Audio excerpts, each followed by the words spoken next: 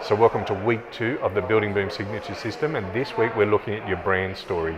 This is really important in order to connect with your clients, and it's part of the major blueprint that we look at as a way of making sure you're speaking your client's language and you're speaking to them, not so much about you.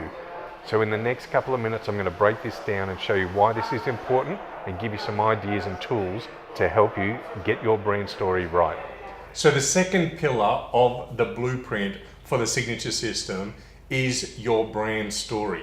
And there's a few different components here, but this is really, really important. I often get asked about this part because a lot of smaller builders who are growing, we often talk about creating that point of difference in the marketplace and what's going to be different about you. And a lot of builders simply tell me, listen, I don't know what's different about us. We use the same bricks, we're pouring the same concrete, we're using similar tradesmen, and they don't actually know what their brand story is. So I'm going to break it down for you in this video really quickly. Who you are is going to be your number one point of difference. You as a person. What's your background? Have you studied? Did you get a degree? When did you start building? Did you come from being a tradesman first? Have you built homes of your own first and just loved it?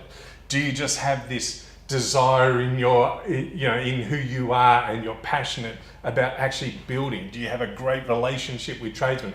Whatever the case your background is, that's going to be unique to you. That's going to be why people can look at you and say you're different from that building company. It could also be the size of your company. You might be a small, intimate family building company run by mainly your family members, and then you might be a massive building company who's one of the leading builders in the country. That's who you are. That's your background. That's part of your brand story. Then what?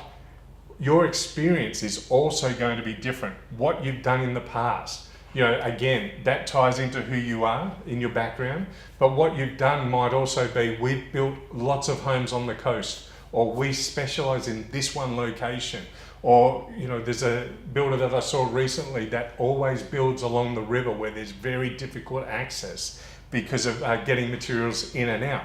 So that can actually be an advantage to you in your brand story in making some differentiation between you and your competitors. Then there's the why.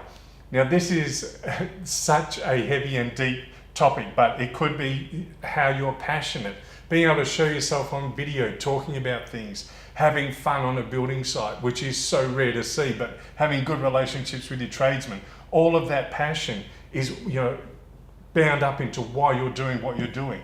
Your interest in building and design could be another part that's different about you compared to somebody else. You may have a specific style that you just love to build, or you're really interested in using this type of materials and really making that work and stand out. There's also your personal portfolio. You might have built up a personal portfolio of investment properties, and you help others invest and develop their property for profit using your background of experience. Again, that's going to be unique to you. That's part of your brand story.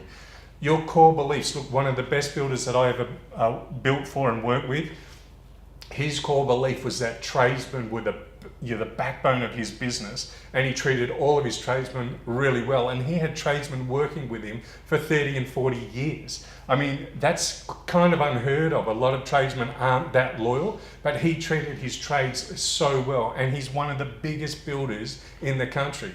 Very, very successful, and that's a core belief that he held. And so the quality of his work with his tradesmen, he wasn't getting cowboys in, he always just had the same teams delivering the same quality over and over and over again. So again, this can become your why. Next, you're going to think about how. Now, this is really important. I'm going to give you a task to do after you watch this video. This is really important. You must, with your brand story, put your clients first. So what do I mean by that? Go onto your website right now and have a look for these words. I, we, and our.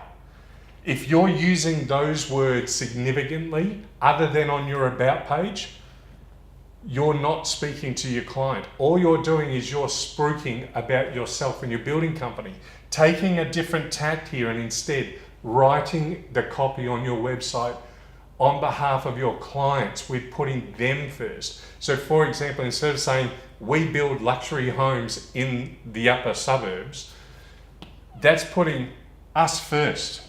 We build, we do this, we've done that. I'm a specialist. You know, our design team build luxury homes and design luxury homes. That's all about us. We want to flip that and tell a different story. If we then said something like, you've just found the luxury home builder that's going to translate your ideas into a real home that you're going to love, all of a sudden you haven't mentioned I, we, or our, but what you've done is when a client reads that, they're going to say, oh, this is different. Why are they the builder that's going to do that? Every builder can do it, right? We know that. But you're instead making the choice to speak to your client first instead of talking about yourself. It flips everything on its head, and that becomes your brand story. How you tell this story, how you convey. If you looked at the first episode in this series, you'll see how to speak to your target market, who your target market is, and you're now going to talk to them with your brand story about what's different about you and how you can help them achieve what they're looking for. One area that you can really tap into for your brand story is to create that point of difference. And Easy Start Homes has done that really well here by saying, building with us is a win-win for you because we're the winners of these excellent awards. And that forms part of their brand story to say, hey, we're a builder who has proven runs on the board. We understand what we're doing. We deliver a really good quality product for our clients. And we've got the awards that set us apart from the other building companies that you might be considering. So think about that as a way of telling their brand story, and if you can utilize something like this for your own. So when we look at Aveling Homes, we can see that they're positioning themselves as a builder who's focused on price and value. So when someone's looking for the best deal, the best price to give them the biggest house perhaps that they can afford, this kind of positioning helps Aveling be one of the builders who becomes considered for a particular client, because that might be what's most important to them. Now there's also elements of risk here that all of a sudden you're now competing on price. Sometimes this can be a race to the bottom, sometimes your margins can get squeezed. But if you've got enough volume like Aveling Homes has, this can be a great way to differentiate yourself against your competitors.